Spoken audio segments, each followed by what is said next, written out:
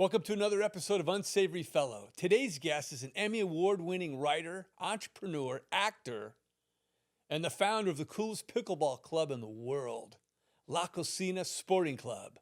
Please welcome my pickled friend, the Prince of Pickleball, Jonny Sollis.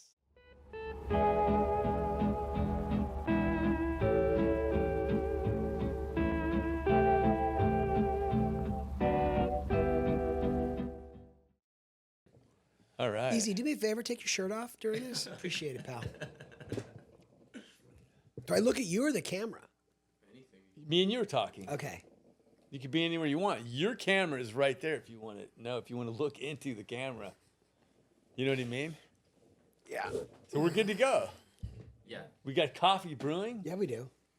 hot coffee. Black Would you like a donut? No, thank you. No? I get married in May. I gotta watch my. You're skinny, dude. Gotta watch my sugar intake. Yeah. I'm serious. You look fantastic. Lost 57 pounds. Really? Yeah. You look great. Appreciate that. How'd you do it? I can't. Seriously. Trim spa, baby. Is that what it's called? No, that was she's dead. How much did you lose again? 57. That's insane. What's her name? Anna. Sure you don't want a donut? I'm good. I'm good. I'm going to have one. Just like drugs. Keep tempting me, but I'm all right. Just say no, brother. That's how I was with cocaine. You know, Yeah. with Sean. Well, You should just have one. You can have one. you can have a sniff. But really? Yeah. I'm glad you picked jelly, too. It's a fucking wild choice for a podcast. The best flavor. It really is. Yeah. It's not bad. But you don't tell me, Okay. how'd you lose the weight? Seriously. Dedication. Hard Were you work. working out or what were you doing? A little mix, a little of that. A couple shots here and there. You know what I mean? Really? The tricks to all the celebrity secrets. No, never been doing that. I stopped eating. You know, I don't think it's that hard. I exercised. I put down the sugary carbs. I worked out Right. and played a lot of pickleball with your son and your wife and their friends. Yeah. That was a real. It's funny. We just jumped right into pickleball. See that Go ahead. segue? I'm a pro.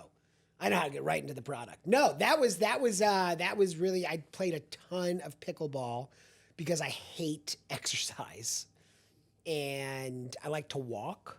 Who got you into pickleball? You did. I did. You sure did. You Right? absolutely did. Absolutely, without a doubt. And I want to say something like, you and I have talked about it, but I think pickleball is fucking this unicorn of a sport. Here's what I'm going to say about it. Okay. You can play, like, let's say Dylan, who was a professional rugby player, an Yes. athlete, rather, Yes. or Easy. An old guy like me Yes. and an older guy like And a you. husky, in a husky man. A I've been husky- fat since the '90s, so like, A husky yeah, middle-aged man. these knees have seen some stories. A husky middle-aged man. Yes, We could take these guys on, and we could win on any given day. 100%. We Right? have. I've And that's beaten what's Dylan so- a few times Oh, yeah. and won with him a lot. And then to me, that's what's so. Oh, the coffee's ready. You want some more? Yeah, you can tap me off a little bit. Oh, that came right into my. But I lap. mean, to me. Oops. That's all right. Okay, win. It's a good. There we go. I got to drive. To me, Oh boy. Here's all kidding aside. That's really true. So we could beat Dylan and Easy on any day. Yes. Me and my wife could beat Dylan and Easy on any given day. Yes. Because I have Easy on my team. What's that? Because I have Easy on my team. Maybe. Easy is not what we would call athletic. He's not a pickler. He's not. Wonderful charm, hell of a smile. Yeah, but he's not a pickler. He came out. Of what? He came out to pickle. Oh. And he kind of gave it a couple tries. Yeah. And then Wasn't he for threw him. in the towel. That's okay. I'm not that good. Yeah. Well, I was wearing like some Oakleys. Okay. And Dylan can attest to this because we were playing spike ball on the beach, and Dylan was wearing my Oakleys, and Dylan was like, "Dude, this messes up my vision. Like, I can't wear Fucks up these." your depth perception. It's weird. But I thought I was cool, so I was wearing them to play pickleball in. But I was like missing everything. But Like, did you look cool? I looked awesome. Well, then fucking who looked gives really a bad. shit? Who fucking cares? I looked badass, but then I was getting my ass kicked by like old ladies. Yeah. Right, which let me go back to my point because that's true, right? So pickleball, Yeah. I get into play, right? And I was an athlete growing Yes. up, right? And so I'm in there and I'm super ultra competitive. And April and I, my wife, went out for a lesson first. Okay. And I was getting kind of aggressive.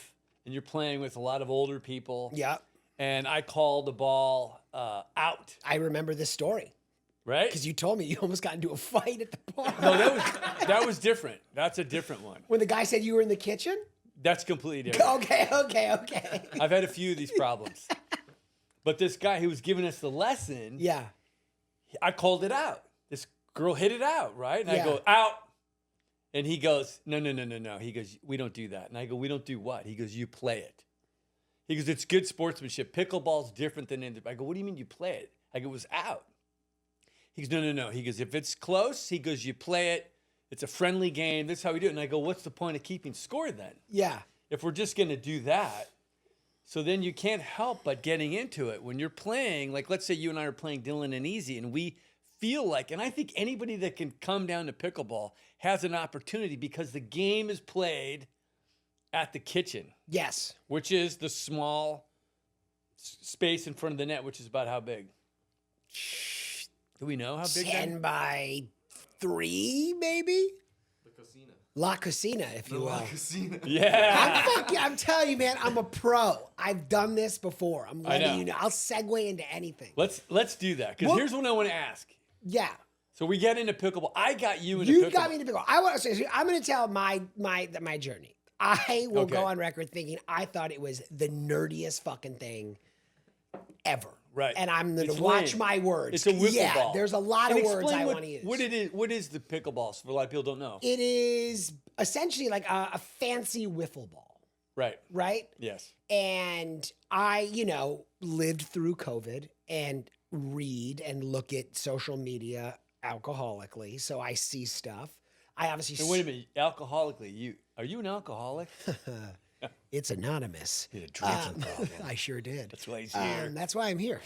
All his guests are Boozer. survivors, losers and boozers that have found Jesus. Or pickling. Or pickling. Not just my liver. And I thought it was horrendous and embarrassing and absolutely the worst. And I remember when you guys started your like weekly game, and other friends were like, dude, you got to come Nikki out. P. Nikki P, friend of the family, friend of the show. Yeah. And I was like, dude, miss me with all of that. Like, not happening. Yeah. I'd rather get those fucking trampoline sneakers that bounce you up and down the boardwalk than do that. I was like, no way, dude, no way. And classic tale, I was back in New York, my hometown, and I had a lovely feline break my heart once again. Right. And I came back home now to Los Angeles and was not in a good mood. And you guys were playing, and people encouraged. They were like, "Dude, just come out to the park and play." And I was, call it an act of God, literally, because I was never going to do this. I was like, two of the greatest words in life, fuck it, sometimes can work for you. And I went, and I had a fantastic time. Right. And I will say that as a middle-aged gent, I had been looking or thinking, once you quit drinking vodka in the morning, Yeah. you got to find stuff to do with your Right. day. And how long has it been since you quit drinking vodka? 4 years. Okay, so we know. 4 years. 4 You've been years. sober for 4 years. 4 and change. Okay, go on. I wanted something, besides like gambling, eating Pringles, like all the other, looking at Instagram, like buying stuff on eBay. I needed like some productivity in my life. Life after drugs. And Life after drugs and alcohol. And I wanted like an adult, Pickleball. but even like on drugs and alcohol, I was like, I need an adult game that I can like do.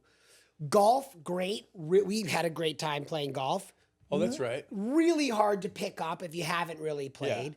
Very expensive. Takes a lot of fucking time to even get good at. Even people that play all the time are like terrible and miserable because they're not that good. Same with tennis.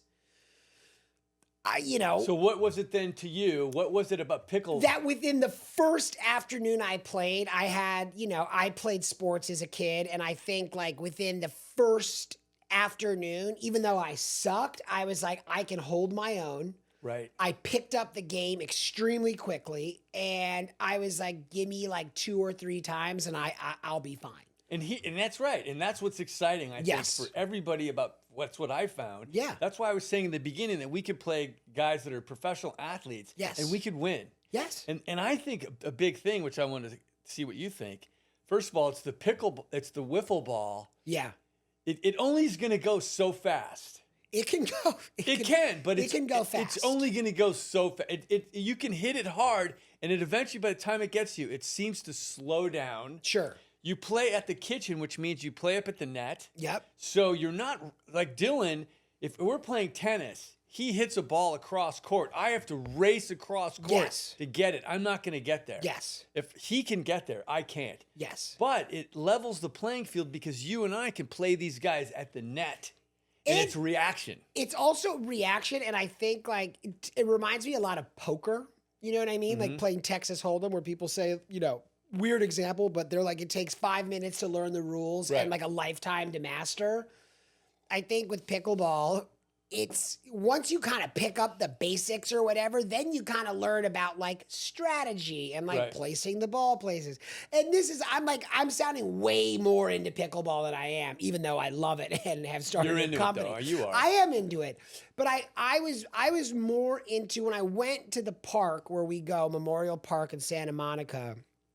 I looked out at like the mass. First of all, it was a complete cage of tennis courts that were gone. No one was playing tennis. Right. Everyone that was playing tennis there was getting fucking snarked at. Yeah. You could fit, 2 pickleball courts on one 4. tennis court? 4. Oh, 4. 4. So, like, you think about there was 8 tennis courts. So all of a sudden, there was 32 pickleball courts, 4 people. Dude, there was like 150 people at the park. Last fall of 23, we would go out there, dude. There was 200 people easy there when we were there. Easy. And I looked around and I was just like, it's not just that there's people. It's every fucking age, demographic, sex, whatever, like everyone was there. Everyone was playing. Everyone was having fun. And that was what I like really picked up on. I was like, it didn't matter if you sucked and it was your first time you were having fun. That's right. Of course, there are the fucking Cellini assholes there that have like, their own version of Oakleys that are like taking it way too seriously, thinking that, they're like, I'm going pro. And I'm like, in what? Pickleball? Like, relax. And well, there is pro in the pickleball. There is. But here's the thing, which I like you just said, everybody came out and everybody was having fun. Like, one of the first times I came out and played, I got smoked by this heavy-set older woman. Hell yeah. Right? I mean, I did. I got smoked. Yeah. And that's when you start to go, anybody can play. Yes. Anybody can play. You just need a paddle. Yeah. Which La Cocina paddle. Speaking of those. Right? And I'm going to tell you something. Look at that. So, Johnny, you got so into it. You go, fuck it. I remember you said to me, you go, I want to get in the pickleball business. I just am not sure where to get in. Yes. But you were so into it. You wanted to work in pickleball. I did. Well, you know what it was is I think like with fun thinking about like an alcoholic mind, you're like, I like this. I'm gonna fucking buy a building. Like I'm gonna get married on a pickleball court. Like I'm getting married. Yeah, I'm fucking tattooing a pickleball paddle on my chest. Like it definitely went fast. And then I've learned a lot about like what goes into actually starting a company. It's hard, but I think I saw something that like for the first time, I guess in my mind, I saw the longevity of it. And it reminded me a ton of, when snowboarding kind of came out in the 90s,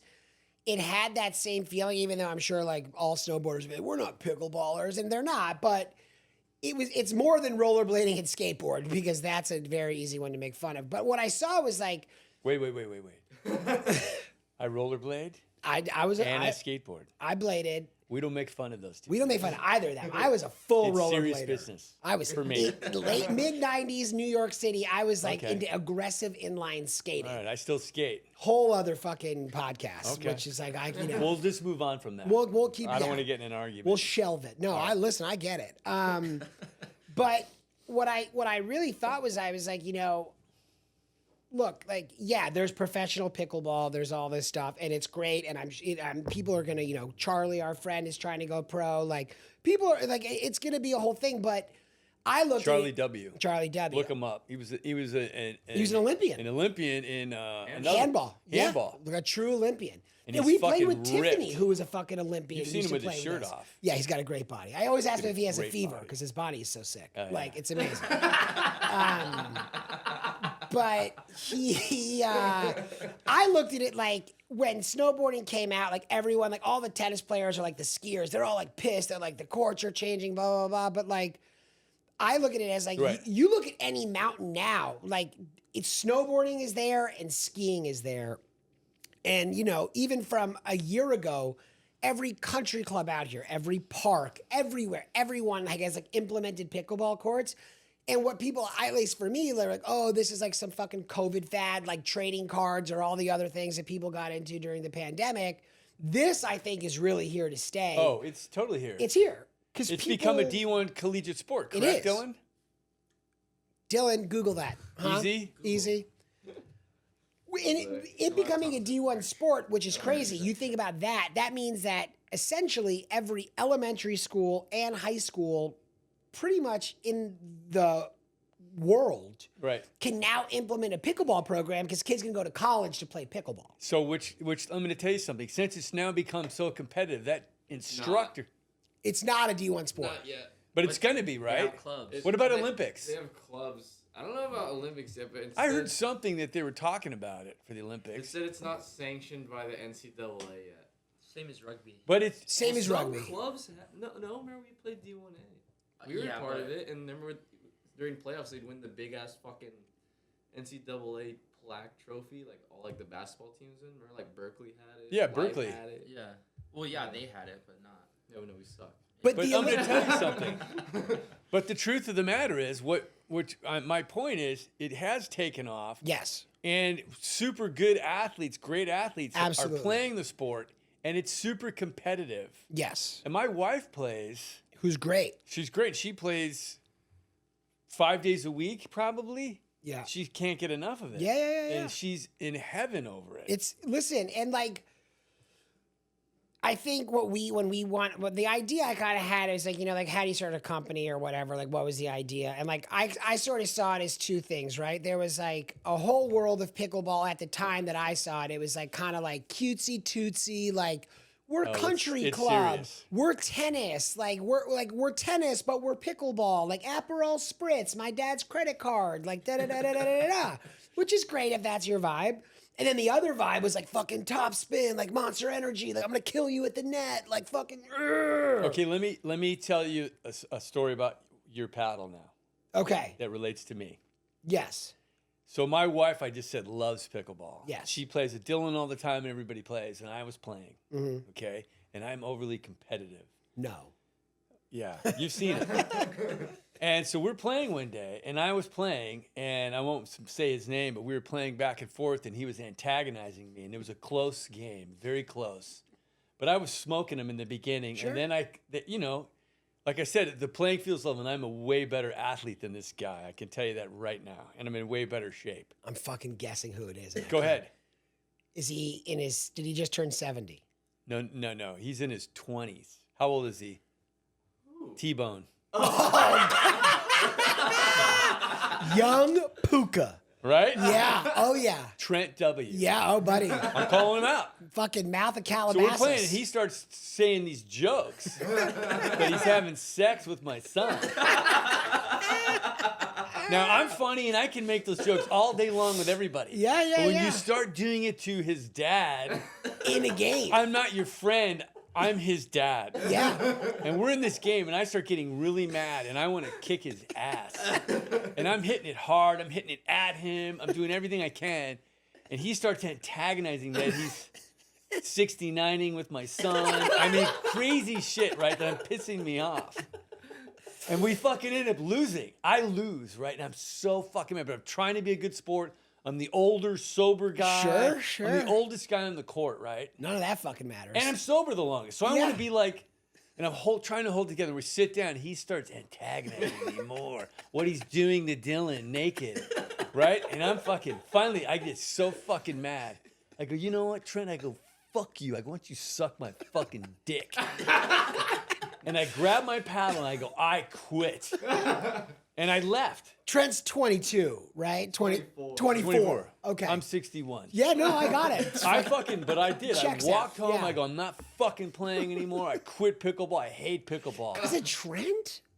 It was the whole thing. Yeah. It wasn't Trent so much. It was like I get too worked up and I got to win. So, and I felt like pickleball wasn't for me because I'm overly competitive and I'm a bad sport. Yeah. And I wanted my wife and son to have a good time. So I left. I walk home, right? Yeah. Pouting. I get home. I'm ashamed of myself. But I say, I'm not going to play anymore because I want them to have fun. Yeah. Until Okay. I got one of these. See that? This is your paddle. And I'm going to tell you why. Because this paddle has got fucking attitude. Do you see what's on there? That's what it is. Fuck you. Listen, and this was, also, I don't know if you can zoom in on the show me your dink, but that's on the bottom. Dude. Get that for the customers. And I'm going to tell you something.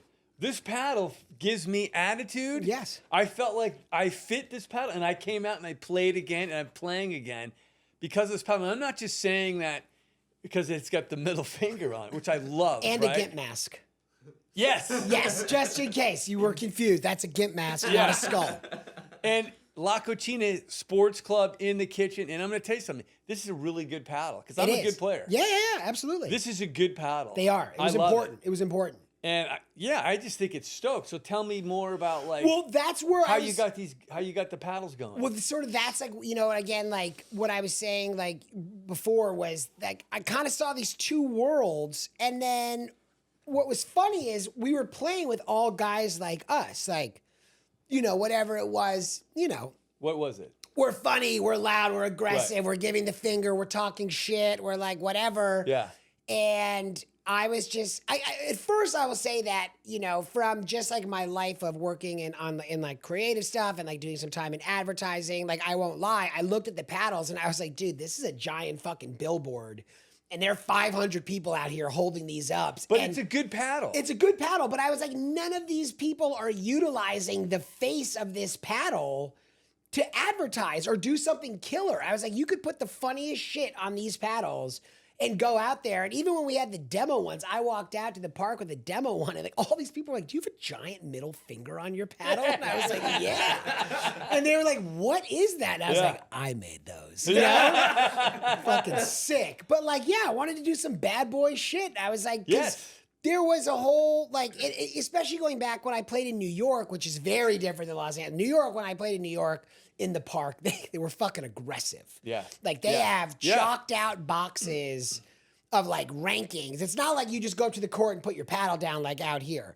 They were like, I put my thing down and I wanted, like, this old, like, fucking Latin dude who drove a bus who had just retired looked dead at me. He's like, can you fucking play? And I was like, I mean, I think so. Like, whatever. He's like, dude, don't put your fucking paddle in that box if you can't fucking handle yourself out here. Fuck you. That's what I said. But I was like, damn. And they were serious. They were, and like old dudes, young dudes, they're like, dude, don't come to this fucking court if you can't swing. Like, go play with the babysitters and shit. But you know what? And I had to. You know what's great about it though, which is great. You tapped into, for me, guys like. Listen, when you get old and you're still trying to play sports like me, you think you're young. Like, I think I'm 26 years old and I can take these guys. And in pickleball, we can. You have a fucking shot. And then you do.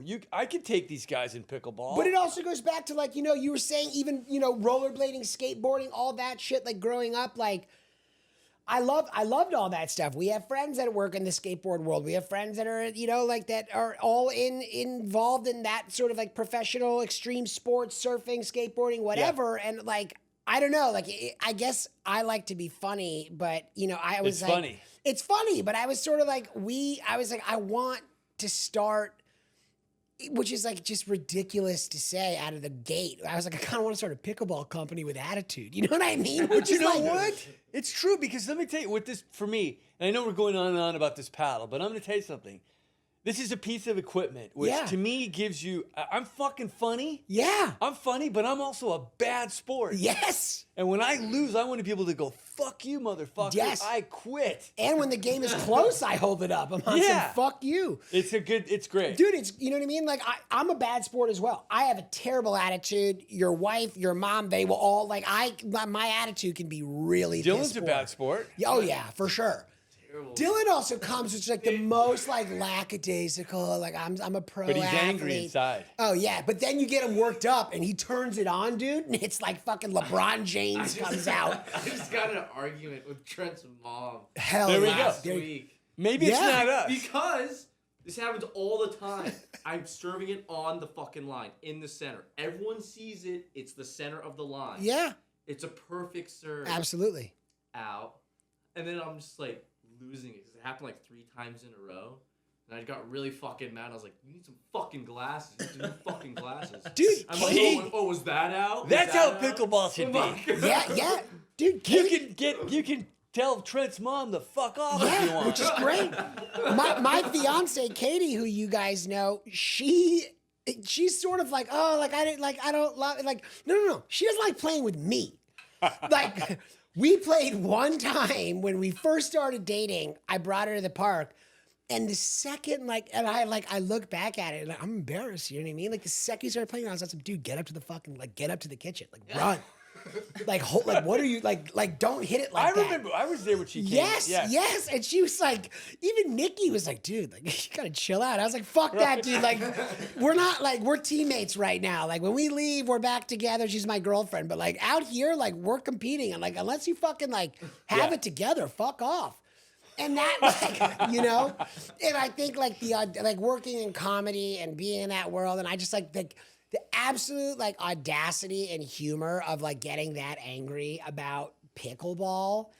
I was just like, this is just like, great. it's great. It's great. It's great. It's You like, can be anything, and I think that's what's cool. You can go out and pickleball. Yeah. You can be anybody, do anything. You get out there, you have fun. One day you're a bad sport, another day you come back and you can laugh at yourself. it's fucking great. Dude, we played, like, there's that, like, I watched a video the other day on Instagram of some dude kicking a guy in the face. I saw that. You saw that, right? It was fucking insane. You know what? I'm going to tell you something. You need to sponsor that guy. I know. But like in my heart, and like, you know, obviously like all the friends that like know we're getting this off the ground this year. Everyone was like sending it to me, blah, blah, and like it's somewhere in my heart. I was like, I get it. I get that guy's anger. I fully get Totally. kicking another human But being instead, in the you face. can just show him the paddle instead Yeah. of kicking him. And that's the thing, and like, you know what I mean? Like, look, like we're a new company, and like we can go on to talk about whatever else, but like, yeah, like this is, you know, I am Well, where can we get it?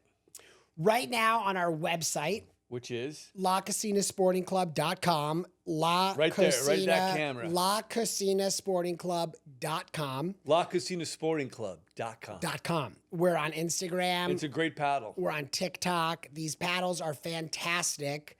And, you know, we're a small business, local Los Angeles business. You know, fuck the man. There's a lot of like, before Yeah. like all like the big wigs get in it, and it's like, you know, who gives a shit? We're a mom and pop shop. But like, you know, I got Kayvon in New York. We're talking to him right now. Might get some fucking like Iranian fucking backing. You know what I mean? He's crazy. He's got a lot of connections out here. Yeah. Yeah. The right guy. I know. He doesn't take no for an answer. I do. Let me ask you this. How come you don't sign Charlie White? Dude, what am I going to sign him with? Fucking you're at leftover donuts and some stickers? Dude. That guy's trying to get paid right now. Yeah, but he can't get paid. Yeah, but I can't. So here's You're the thing. supplying paddles and shit and clothing. I- You could sign me right now. I dude. will. Paddle sponsor. I could be your first sponsor. You're already on our fucking Instagram. Of course you're signed. See Look at that? this. Look at that, huh? Smile Put- for the camera. Put her there. Use that in Done court. deal. See if it holds. Unsavory fellow. Listen, but that's the other thing, right? And like when we had the idea, and I mean this, you know, are we gonna like have a pro team? Like pro team is like a loose version. I want like it'd be funny, but I want it to be you and like April and like there's a dude at the park. I don't know the right word. Someone's gonna cancel me. He's in a wheelchair. What do you say? He's paralyzed. Paralyzed. But he's fucking amazing at pickleball. And I'm like, dude. He's in a wheelchair? Yeah. And With he the plays? wheels. And he's amazing. And I'm like, dude, get Where does that he guy play? on our fucking team. In Memorial. Get that guy on the team. That's what I'm saying. It's like dudes like that. Like Yeah. all the other people out there. And again, like it goes back to just like I think like my sort of like view of life where like it's sick if you're like, dude, if you're like amazing, if you're Charlie and those guys and you're gonna go to the pro circuit and all, like honestly, congrats. Like that's fucking awesome. And like there's companies. No, for but that. let me no. Let me say something though. Okay. Charlie, Yeah. you give Charlie his paddle now. Give him his paddles. Give him his fucking cool shirts that he can wear. Yeah. Let him go play tournaments with your stuff. You don't give him any money. You don't have any money yet. He gives us money when he wins. half of the purse. That's right. No, But he's the perfect guy for yes. this. Well, that's the thing. He's very unsavory. There are like for all the unsavory fellows out there that are into this game. And like that's the thing that I think is great about just that in general and sort of like the fun of all of us is like I like the ridiculousness of it. Like I Totally. think it's fucking great. It's like getting into windsurfing in the 90s, you know what I mean? Yeah. Like it's awesome. It's like and again, some people might get mad at this. I like that like people are like you're kind of an asshole if you play. That gives me more encouragement to keep doing it. Like it's gone beyond a bit and now I'm like it's actually Right. really fucking fun.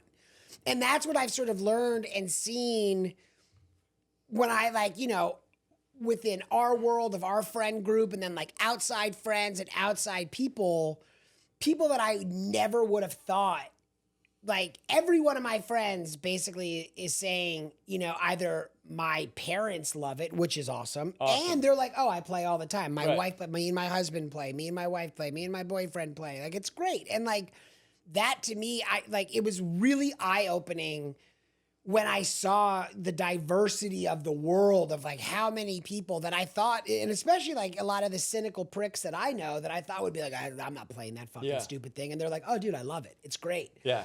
And then I was like, all right, well, then it's here to stay. So I was like, let's start something that is not for the pros. It's not for the goody two-shoes. Like, we're a company for the people that go to the park that, like, might fight a 26-year-old when you're in your 60s. Like, that's, like, it's a company for that. Like, that's what it's for. Like, that's it. Cursing at your friend's mom. Like, we support this kind of behavior. Like, that's what we're here for. Like, And that's why I think Charlie's the perfect candidate. listen, if he's listening, let's And I'm get going to him. tell you why. Because Charlie has lived a life of debauchery. Yeah. He's come out of the ashes. He sure has. Right? He's a pillar of goodness to me And health. and health. Yeah. And he wasn't. He's turned his life into this amazing thing where he became an Olympian. Yes. And now he played that out till he's a little bit on the older side. Sure. He finds pickleball and he's going for pickleball. He's going to be a pro. He is. And he's like the fucking Terminator. He's really good. Yeah, he's gnarly. And there is that world. And, you know, I think one of the fun things, at least, you know, like I missed the .com boom. I slept through Bitcoin hungover. Yeah, And there's like, yeah. you know, like all these things that like, I don't know, there is something cool at least. Is like, you know, if you think it's ridiculous, go play. Maybe you'll have fun. If you don't have fun, you're probably an asshole. And I mean that. But, you know, I think it's cool. And again, like, when I like also, I was going to say it's cool to see like to be part of the rise of something, like watching it like from the grassroots of it. Granted, when I looked into it, pickleball was like invented in like the 60s by like really? oh yeah, 60s didn't or know that. 70s. Oh yeah, these dudes in their backyard literally made a game, and I'm like pretty sure that their dog was named Pickle, and they like called think it you're right. You're right. Pickleball. Yeah. And the reason that they made the kitchen, again, someone like might watch this and be like, you're fucking wrong. I'm saying I might be wrong, but I we don't watched this. care. Yeah, I don't care. Like fucking this is the truth. This is how it happened. No, but they made Mm-hmm. the kitchen line because they had one dude in their crew who was like 6'10", who was just standing at the net fucking smashing it back. And they were like, you know, we'll call him, you know, Bobby. They were like, Bobby, like tall Bobby, you got to move back a little bit. You're too fucking big. So they made a line that he had to stand behind because he was too close to the net. Wow. And that's where the kitchen came about, to keep tall Bobby great. back a few feet. And they like made this game up, which I mean, I know, like, I'm Dude. sure you've seen basketball or like, I mean, again, eventually every sport we play in the world like was started by a group of friends that were like, let's do this. This is how you win. And there's always, a buddy like you who's competitive, who's gonna like punch someone while said game is being, someone in basketball was like, let's throw this rock into that hole and like we'll give it a point system. And people were like, this is fun. It's the same way. Dude, I got a great idea for this. I'm not gonna say it on here right now. Okay, great. Or are you? I'm not gonna. Okay, don't. Hold I it. don't. Hold it. Because I think it could be a great idea. Okay, so And I'm it could excited fit. now. Listen. I'm not gonna. I'm serious. Okay, no. Listen. I believe you. No, but I don't know. What else? Like other than that, like what else you like, we keep talking about pickleball, we talk about No, whatever the fuck you know what? want. I also want. I want to hear. You just fucking won an Emmy, Oh Jesus. right? Sort of. This is fucking great. Very, very loose. Very loose. I was part of a team that did. You were part of a team, but you did. You won an Emmy. It's funny because I did. Wait, do you want a donut? No. You guys want a donut? I see what you're doing. Oh, no, I'm not trying How many to do times can I say no? that. Go on. If there was a Percocet in that donut, it'd be a little different. No. Yeah, no, there's really like I think again, like, oh wow, a bear claw, huh? You old son of a bitch. Wow. You know how to get me. You know how to work me up. I'm sorry. You said donut, not bear claw. Should I put it away or no? No, I was thinking Chris Farley. He's like, I used to eat bear claws like 5 at a time. They get lodged in here. No, yeah, I had a job on a television program. I'm not going to name the program because I don't know what I signed and I don't want to get in trouble. Right. But I was on a TV show that Right. won an Emmy. They're looking for me. They're hearing the story right now. Go. I worked at a job. My contract was not renewed. And, it was I guess the funny part is like, it was fine. It was like, an experience. It was cool. It got me to move out here. What and, were you like, doing? I was working in like the creative side of it, like on the creative side of the brand of the show. Like Were you writing or? I'm more like ideating, like coming up with like, we should start a company for pickleball. You know what I mean? Like, and they were like, that's the wrong idea for this show. But once I was terminated or, not asked to return, I like a month later, and like everyone was like, what happened? And I was like, I don't know, dude, it didn't work out. Things happen, jobs happen, come and go. I got a call from like the production office and I like saw it and I was like, hello? And I was like, what did I do? You know what I mean? I was like, what did I forget this? Like I was like already shitting in my pants because I have a guilty conscience of all the years of being naughty. And they were like, hey, we need your current address. And I was like, what's up? They were like, we got to send you your Emmy. And I was like, what? Wow. They're like, yeah, man, we won an Emmy. Like we won an Emmy for the show. And like, So did you get like a physical? What did they send you? they sent me a diploma.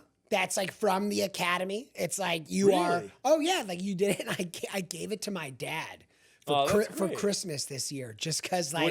What was his reaction to that? Well, he's got Parkinson's and early onset dementia, so I don't think he really got it. No, I'm kidding. I was just like, take a look at this, buddy. Like all those years of wasting your graduated money. high school. Like I finished 8th grade. No, I was like, fucking put it on your wall. He's got my brother has won some awards and like, we've done some things in our lives of just like, whatever. Movies and shit like that. And he's just got this like wall, he's kind of got like a wall of fame of his own, of like all of our accomplishments, which is, it's not as great. big. It's not as big as this. It's a couple things.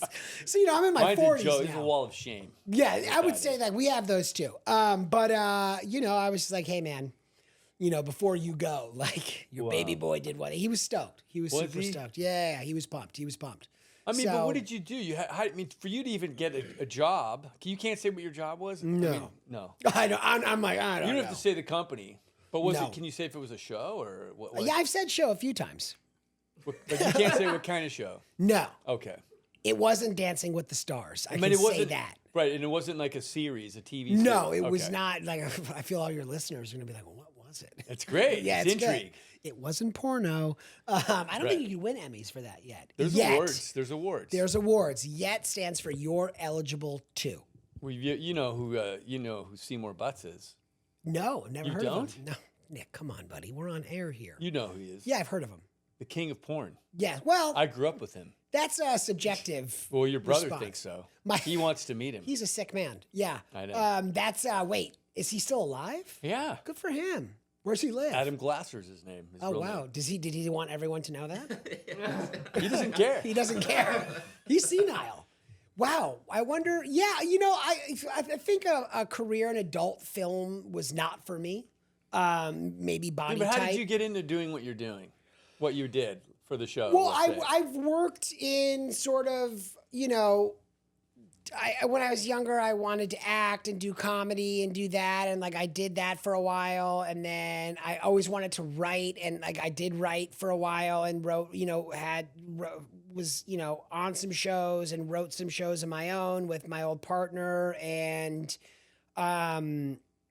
weirdly, when I had another attempt to get sober in 2017, a buddy of mine that actually had worked on a show with us was working at an advertising agency in Chicago and was like, you know, we're looking for like a funny writer because like we're losing an account. And I was like, dude, I don't know. Like I've never had an adult job. I was a DJ. I was like, I am not. And that's true. You were a DJ. I was for and a you long were a time. successful DJ. You know, You're pretty big. It was a spectrum, but yeah, no, I had a lot. We had a lot of fun out there.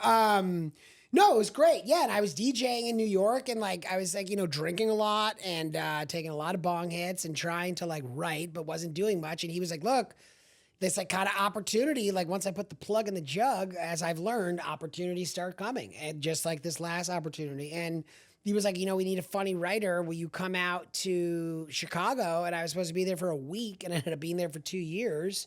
And, you know, they like, I did an all right job there. And they were like, you know, the guy that was working there was like, you know, we want to offer you a job and I want to teach you like sort of like the ins and outs of the advertising industry. And I had watched Mad Men. So like, of course I thought I was important and I kind of learned it. And it was interesting to like, you know, I think the world of like creativity and all this shit and like, right. Like I think I had a very like narrow view of, I was like TVs and movies. And I think the world is just like completely opened up even to like being on a fucking podcast and just like the world of media has gotten so big. And it was really cool to just go and learn a whole other side and like, learn like how many like amazing and like creative and funny and smart and just like all these amazing people that I met that work in that world. You know, I learned so much doing that. And then, you know, God, now I'm like literally qualifying on the podcast, but then like, came home for Christmas,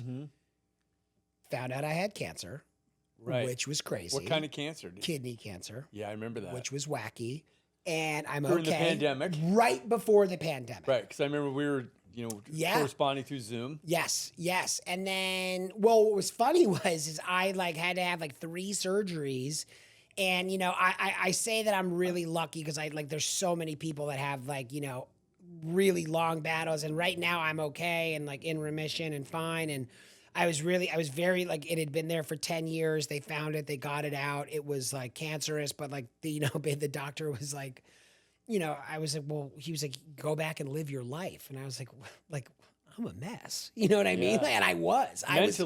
Mentally. No. This was before sobriety. This was like, I got sober in October of 2020. And this was like January, February of 2020. So what were you doing? Like, what were you doing that you were a mess? I don't want my mom to watch this. Your mom's not gonna watch No. You know, just like, it's funny because like, I think, you know, one of the interesting things about addiction, at least in my mind, is, you know, I think I had such a, you know, cinematic view of it of like, oh, I wasn't like, you know, living like in a motel and like, with like, you know, we didn't have a trench coat. Exactly. I wasn't, you know, and again, like I know it can get there for people. And you know, I think of myself actually as really lucky because I guess I started to see like how, like where it can get with everyone in life. And for me, you know, it got to a point of like, it was fun when I was younger and like whatever. And then like fun with problems. And then, you know, it just slowly developed to this sort of like 24/7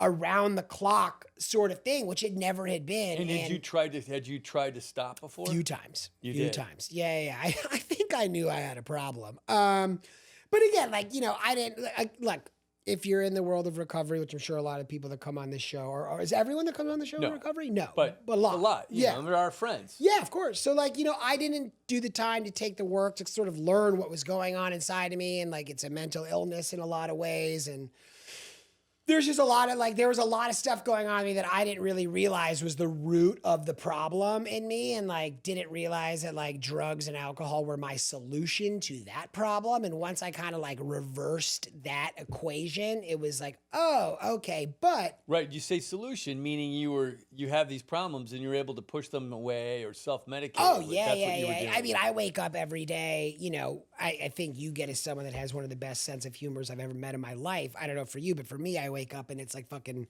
Mardi Gras radio in my head, blah, blah, blah. And then like I started to realize as I got older, I was like, oh, if I do a substance, it's like, whoosh. And I was like, oh, like, and I used to say that, like I used to joke around about that. I would be like, there is a loud radio in my head all the time. And the second I drink, and I'm an alcoholic. Like I did plenty of drugs, but I'm like an old school booze bag, like real deal booze bag. And like I would drink in the morning, but it was just like, you know what I mean? And then I was like, I can focus, which is crazy. And you start to realize that like you can function like, I had all these beliefs of like, oh, I'm not like, literally like, cause growing up in New York City, like, and I mean this with like no meanness or joking, like, you see people whose disease takes them to like, losing everything and being on the street and like drinking like on a bench. And I so have the potential to end up there. I just didn't. I think I was young enough. My older brother got sober and like we both I think I tried to get sober in 2014. My brother and I both got sober in 2017 and he stayed. Yeah. And that was like my first sort of sign. And I had a lot of people that I knew, like, like I knew tons of people that were sober, but like I didn't give a shit. But like seeing my brother do it and have him stay, like that was like sort of my green light. But he was a real attraction. He was a real attraction. Oh yeah. Never promotion. Right. Because like, his life was changing. I was looking actually at a picture of when we were home for Thanksgiving, he showed me a picture of actually the last Thanksgiving I was drunk on. And I look insane. I look like someone's fat aunt who like works in the circus. Like I had a giant hoop earring. I was wearing like a ski mask, like half on my head. My hair was like all over the place. I had like my grandma's jewelry on. And I was just like, this picture of me sitting like this, but like 50 pounds heavier, just like screaming. And I remember that Thanksgiving, and I was like, I got like good and fucked, and I was like looking at my brother, and I was like, "You think you're better than me? Fuck you." And it's at that time of your life. Oh yeah. You think you're fine. Yeah. Also, I had a tumor the size of a softball. Did you know at that time? No idea. No idea. And then like you get into like spirituality and God, which I'm like fully like, I am like, I always kind of believe there was something else going on in the world that was handling shit. And like, I think one of the beauties of like the world that I found is like kind of figuring out my own understanding of that, which I like was like sort of like, dude, just figure it out what it is for yourself and like work with that. And I was like, okay, I don't really like a lot of rules. Jesus, we were talking about, we were like, my ADD is fucking kicking in. We're all over the place. No, it's great. I was like, we were talking about how I got on the show. And like now we're talking about fucking cancer and God. But, we're flowing. Yeah. We're flowing. Yeah, I mean, I would say 2019 was like the worst year of my life. Like started with a breakup on New Year's Eve into the coldest winter in Illinois history, I believe I was there for. The job I had also completely fell apart in its own way internally. Yeah. And like went to treatment. That didn't work. Got like physically addicted to alcohol like 3 different times, which is crazy. Right. And then found out on New Year's Eve going into 2020 that the mass they found on my kidney was not nothing. That like it looked like it was cancer. So your solution was self-medicating. That was your solution. Yeah. You have to. When the doctor was like, go back to your life, I was like, I'm a mess. How? What are you telling me? Go back to what? Exactly. And from that moment, like I will not like, the sad thing about addiction is like you would think cancer or something of a cancer scare or whatever would like sober you up. It didn't. And like I kept going. Why do you think that is? Why not? Um, What was it that, you know, I think what's funny is like why not cancer? And what was it that honestly, did it? Do you know what I'm saying? what did it was. But first, why not cancer? Why doesn't cancer, explain it, like, why wasn't cancer enough to sober you up? Why was the addiction so strong, or the self-medicating of drugs and alcohol? Yeah. That even This cancer. took a real turn from pickleball. I mean, like, this took a real fucking turn, but all right, I'm with it. It's fucking Thursday. I'm just curious because no, we got no, on that. yeah, you know? yeah, of course. I'm really curious because when I got sober, I always say that I had just burned every fucking bridge and I had nowhere to go and I was living in my car and I was just fucking exhausted. I was fucking exhausted. Yeah. And I was out of options. I will say So this. then I could hear Yeah. when people were telling me for years, Yeah. dude, you're an alcoholic, you're a drug addict. And I just couldn't hear. I wasn't beat down enough to where I could hear. But you would think cancer would be fucking it. Well, so it's actually interesting, right? Because I think like with me, it goes, there's levels of like, and this is the crazy thing about addiction, right? Is like trying to manage it. And it's like, oh, I'll just drink wine or I'll just do this or I'll switch. So like in 2017, I stopped doing like any hard drug, which like, you know, always was accompanied with drinking, but I was like, I'll never do that again. So when I actually hit rock bottom, I was just drinking and smoking pot, which was like crazy. Because in my mind, I was like, this is legal where I Coke? was. No Coke. Zero. Oh, you blew it. I did. I blew plenty of it. No, but I was like, I'm done. plenty. Yeah. And I think you know, like I went to treatment. Like this is so crazy. I'm like, someone watches this. Like no one fucking knows all this shit. But like whatever. Like, Who cares? I don't. I really don't. Like my life was saved by all you guys, so I don't care. But We're talking about the debauchery part of it and then getting out of the fire. out of the fire. So Which is great for people to be able It to is. hear. It is. It's amazing. And like, you know, I got to a point where, you know, like when I got out of like, I left rehab because I was like, I gotta go DJ a wedding. And they were like, Remind you me. should stay. You know, I was a DJ. I do. So remind me about that. I'll tell you. Yeah. And I was like dude, I like basically came to at a rehab in Florida. Like my friends in Chicago like got me on a plane. One of the, I know I'll keep going because I can go off in a million directions, but I will say that the morning I went to get on the flight to go to rehab Yeah. was one of the funniest. Like if you could have watched a video of me going through like the security at O'Hare Airport, it was fucking insane. Like just like no clue what was going on. Like went through like, you know, the thing that spins around you. Like I just went fully in with my backpack on and like my sunglasses. And they were like, sir, like you got to take your bag off. I was like, I'm good, man. I'm going to rehab. And they were like, what? And I was like, just get me on the fucking plane. Did you have cancer at this point or no? Oh, fully. I just didn't know. Oh, you didn't know? Okay. I don't know. Anyway, so I came back, tried to stay sober, didn't work, blah, blah. And like, it goes back to when you were like, what? Like, why wouldn't that stop you? Like, without doing 5,000 ADD caveats. I got to a point where like, after all that, and I came back and it like happened again, I started drinking again. And then I was like, I'm not going to drink hard alcohol. And then I was just like, I went through like the end of my like run was like a red wine phase, which like, any of my friends, I remember I was just like some like slutty, like old, like poet, just like drinking red wine. It was terrible. But to like make an analogy, I think internally, like you said, like you knew you were exhausted. When I went back after all that and I got back into the flow of everything, mentally I knew. I was like, I'm in a car with no brakes right now. Wow. I'm going to do my absolute best to hold the wheel steady. I know I'm going to fucking crash, but I'm going to like try my best to like slow the speed, if that makes sense, with like doing like softer drugs or whatever the fuck I was like, I'm going to hit the wall, but like, I'm going to do my best to not like go through the windshield when I hit the wall. Right.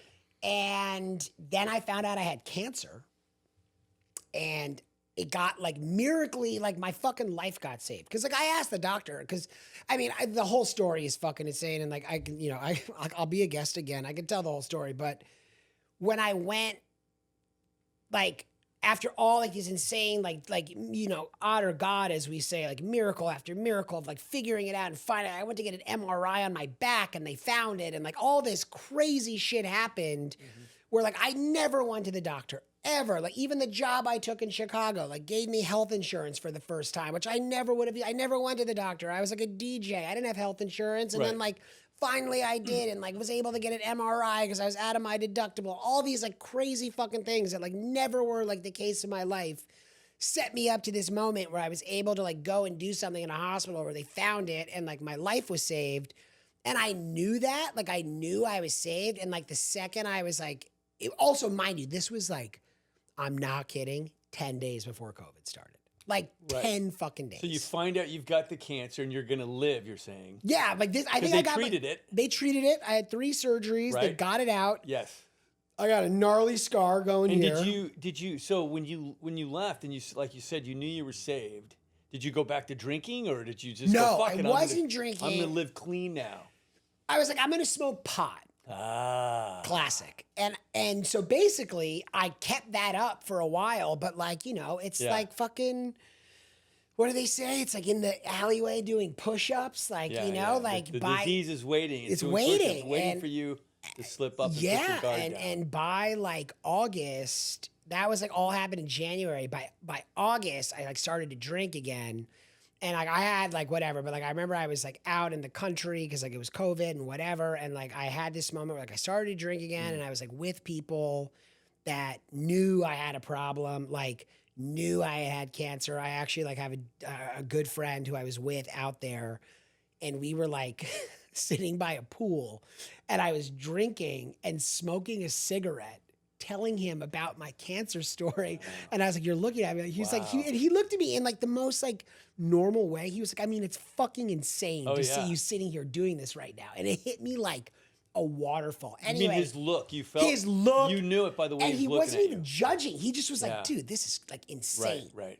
And I was like, yeah, you know, like, and I could make a joke about fucking anything. So I like kind of played it off, whatever. And then I had this moment where it's like the real like crazy addict of life, but whatever. Like I went back to the city from the country and I was like on my best behavior when I was there.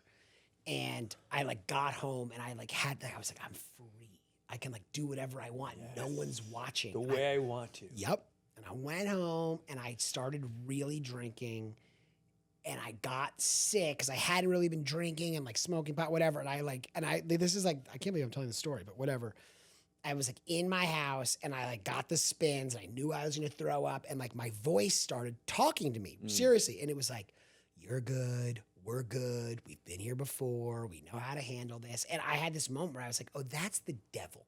Like, that's like my disease. Like, it's going to coach me into death. And I don't know, after that happened, I was like, I wanted to stop. And then I realized that like anytime I was in a social situation, I just like couldn't stop.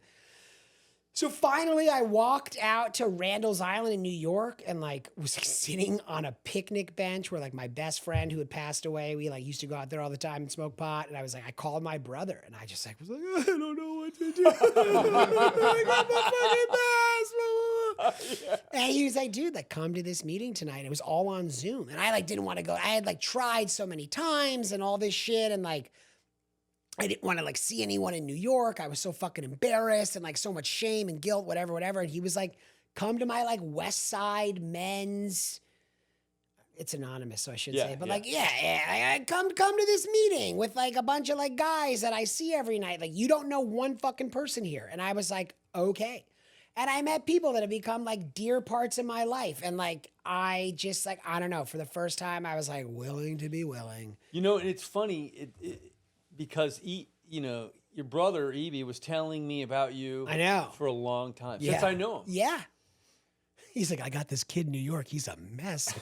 Oh, he was just my brother. Dude. I know. And he would go, can you talk to him? He'd ask me, can you talk to my brother? You know, and I'd go, I can't talk to your brother unless your brother help. You know, we can't do anything if we're not ready. It's funny how close we've become. If you would have called me, I would have been like, fuck you, buddy. I'm good. Because if you're not ready, you know, all the guilt and shame. 100%. We do all these horribly embarrassing things. Yeah.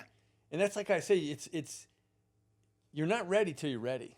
And the problem is, you know, you or me or anybody, the tough lesson in that you're not ready till you're ready is that you might not make it. You might not survive until you're ready. Yeah. That's the sad part. It is. It's the horrible part. Like I said, I had to be beaten down until, you know, I was so desperate that my ears were open. I would say, I'll do whatever you want.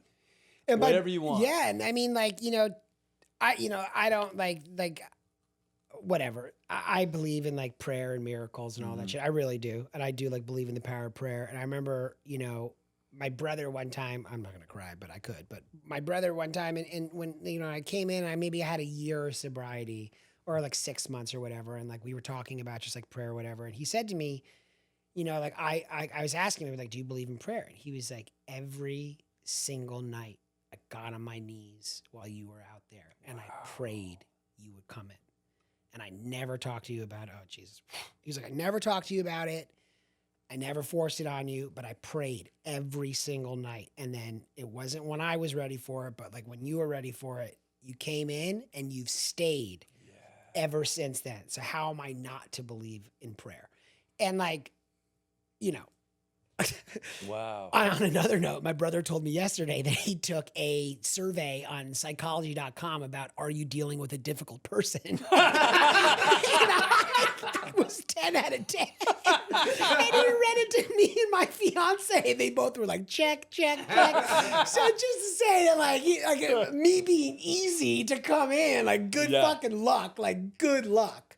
So, you know, yeah, man. And like, I guess like that's the beauty of like having friends like you and having shows like this or whatever. And, you know, anyone out there that's, I guess I like to talk to people. I mean, obviously, you know, if you're struggling, fucking, you know, do your best. But like for me, it's like the people that have like tried, fallen down, tried again, fallen down, and just are like, have given up. I was like, it's never going to work. And then like, I guess like me even sitting here like 4 years later, where I'm like, dude, yeah, right. Like, yeah, right. 4 years have gone by. It's amazing. It's a miracle. It's crazy. It's a miracle.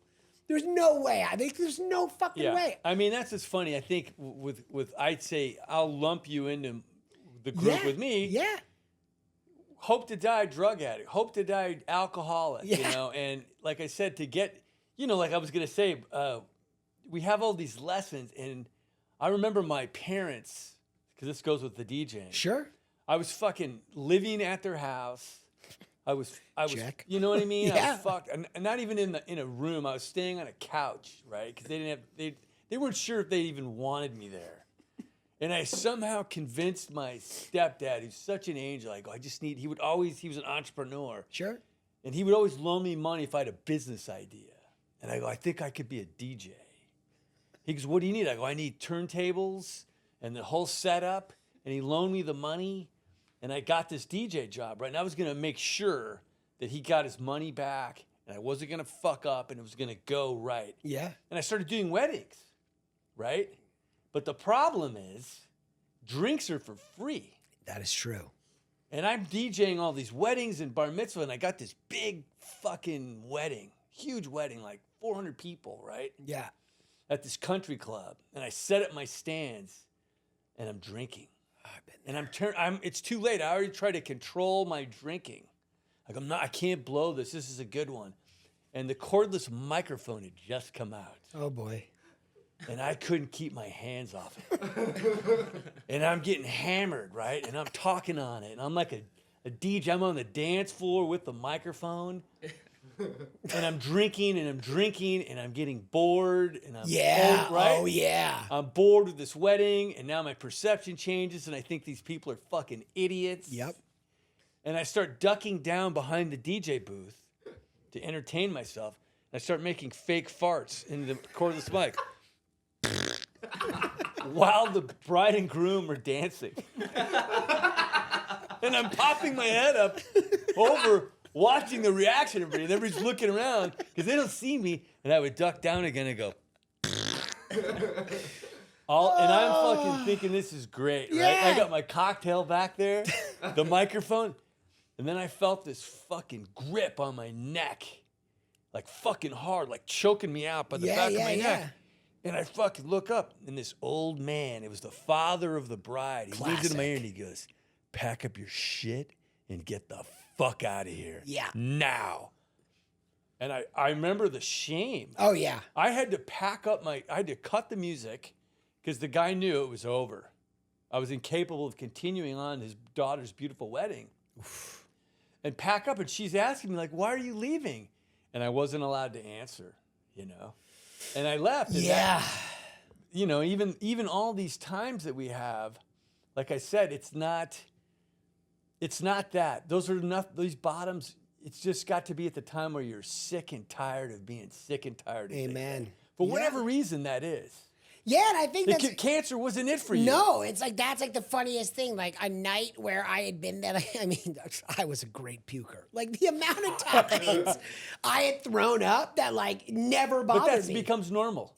Which is like the normalcy of things are fucking psychotic. But like, yeah, I don't know. I can't. That's the kind of stuff where I'm like, I can't explain it. Where people are like, you know, like, I had a white light experience. I didn't have a white light experience, but like something other, because I was like ready, like, you mean, you know, like not even to like get like too like heavy and dark. I mean, I guess we've gotten pretty heavy from pickleball, but you know, like you asked why cancer didn't stop you. Cause like, dude, I think I was like, when you're at that point, like you're just like death, like dying is like kind of like, you know. You're like, fuck it. Kind of looking forward to it at some point. Oh, like that's tired. the fuck. Yeah. Like, yeah.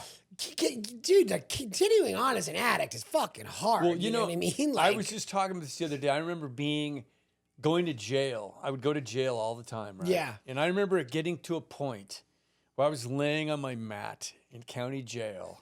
And I'm not kidding you. I was laying on my stomach, and I remember just going, yeah. And I sighed. And it was a sigh of relief. And I knew that this was the only place that I could get a break from my outside life. This was my outside world. Yeah. Was tiring and exhausting. Yes. The running. Oh, dude. And if I stopped and had to turn and look at myself, at my real life, yeah, I couldn't. I was so ashamed. Oh, yeah. And embarrassed. And I was such a loser. And in jail, I could relax and I would get into okay, well, I'm not going to do that again. I'm going to change my life. Yeah.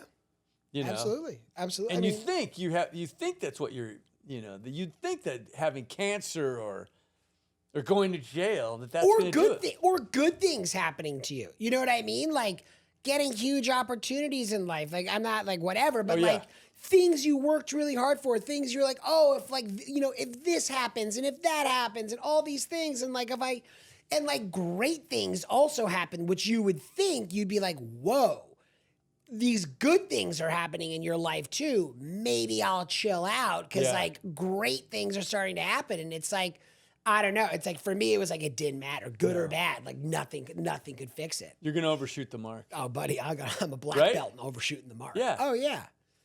So now it's just like, you know, I don't know. It's great. It's different. You know what I mean? But like, I think that's like, you know, starting a pickleball company. Like, I mean, I don't know, 41 years old. You're getting married? Get married. What's your routine like? I always like to ask people, like, what's your routine? Like, you're having this... No, it's not great. No, but you're having this great life. You're getting married. Yeah. You got great things happening. Yeah. This wasn't happening before. No, You've got a pickleball company. Yeah. You just won an Emmy, sort of. Allegedly. I'm like the kid in the back of like all the memes of like the kid in the science group that didn't do anything but's in the picture. You did. Yeah, Seriously. whatever. Like that's... But what is it then? What's your routine like that? Like, how do you keep your head on straight and your perception right size? For me, I would say, like, do you have a routine? Not. I mean, like I'd like to talk like I have a great one. I don't have. I mean, I would say really like my routine, honestly, is you know.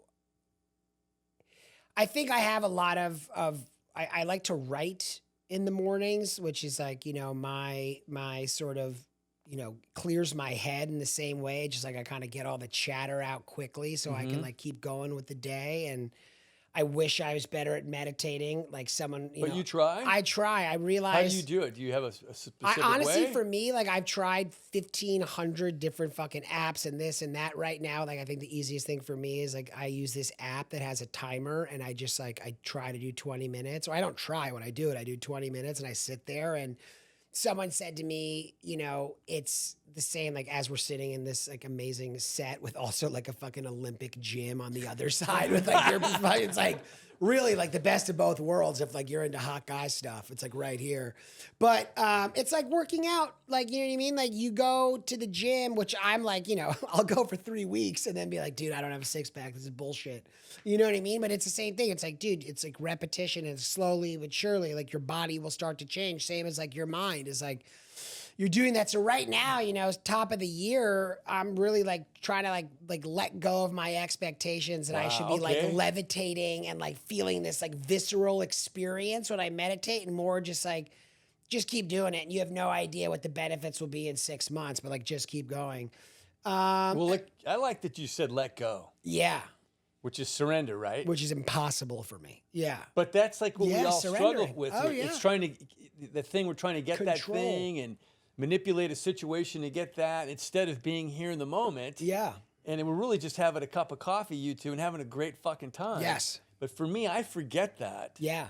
And I'll get out ahead into the future, which doesn't exist. I'm doing it in this conversation while I was talking to you. My head's going, buddy, just remember there's fucking 3 cameras in here. This is being recorded. And like anyone could watch this and destroy you. And I'm like, why are you doing this No. right now? I know, but that's my brain. That's my fucking brain. But That's here's what the I great deal thing with. about that. You know, when I go into this podcast, you know me, Yeah. I always tell people this.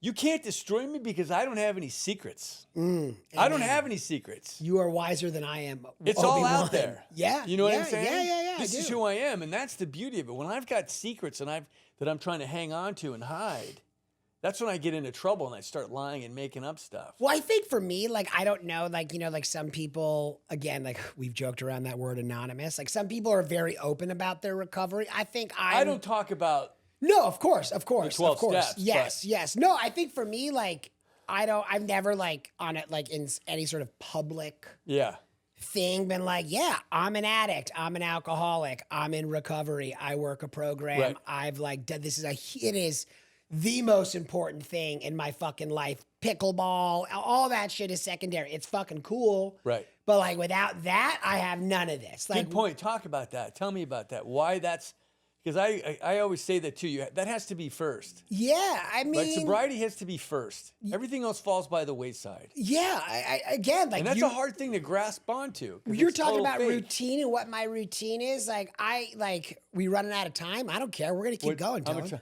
You're at an hour and 15. Okay, we'll go and then we'll try and segue out. There's only 20 minutes left on the drive. Okay, let's just go into it. I'm a talker. No, it's a great conversation. I go for 3 hours with you. This is like the Joe Rogan experience. I'll talk to you till tonight. Like it's like I'll go. Anyway, fucking we'll get out Back of to it. your routine, and then we can get out from the 100%. I would say, like, you asked to me, like, growing up in New York City, even looking at this chair right here, like, there's a right side and left side. I say this sometimes because, like, I like to sound like I'm an intellectual asshole, but, like, there's a poem that I actually won the 2nd grade poetry contest reciting called Two let's Roads by hear it, I Robert hope. Frost. I don't know if I remember it now, but just talks about, like, 2 roads diverging in a yellow wood, and sorry I could not travel both. And I took one as long as I could. And I looked down it to where it bent in the undergrowth. And I took the other one just as fair. I don't remember the rest of it. But at the end of it, it said, taking the other one, that has made all the difference. And like you talk about moments in your life, maybe reciting that poem in 2nd grade was like a metaphor for the rest of my fucking life. And I had no idea. But to me, man, all the other shit, all the craziness, it's like, oh, like it's not, dude, it's across the street. It's like, it's right here. It's like, I can go back to that. I can leave here right now and like go back to all the craziness. Is it like, it's like a fucking atom bomb gonna go off if I go have a drink? I have no idea. But like, I have no idea what my life looks like. I mean, I have an idea of what my life might look like in 6 months, in a year, and like, it sucks. Right. This, even though I'm skeptic, even though I'm like, oh, this isn't going to work, you said it. Like, I mean, I'm in the best health I've been in. I'm getting married. I have like the most beautiful new friends in the world. I'm like starting a sporting goods company and I'm just like, Right. dude, I have no fucking clue what this side of the road looks like. But so far, it's just been killer, Yes. you know? And my main routine is just, I guess, having that perspective of someone that's like gotten up and fallen and gotten up and fallen and gotten up and fallen, like so many of the people that struggle with this disease have had. I have the perspective of like that other side of the street. Like, I know it's right there.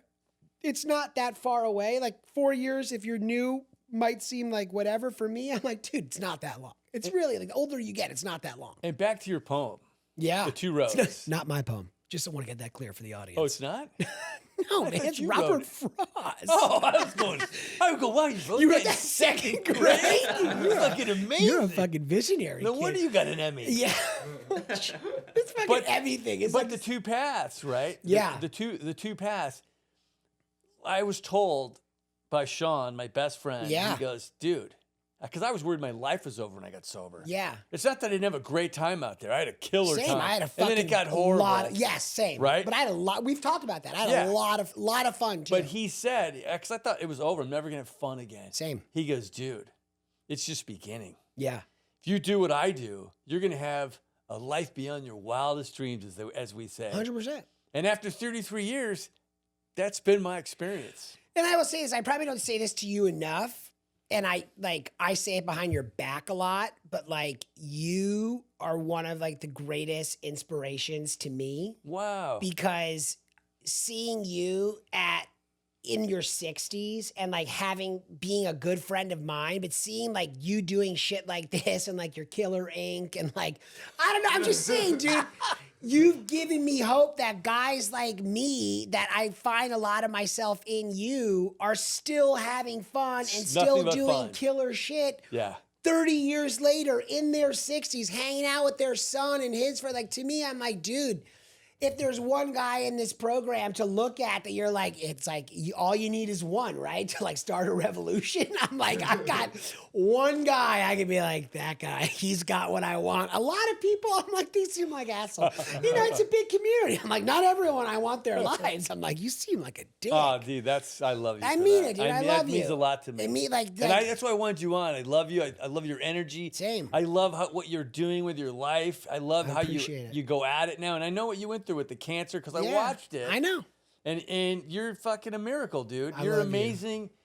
And you're like, I love your, I'm not going to say that too many times, No, but I yeah. love the pickleball paddle. I appreciate I it. love you and I love your paddle. I love you. Thank you for coming out. Do we fuck now or? No.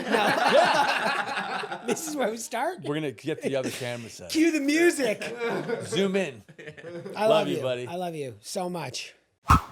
Aloha.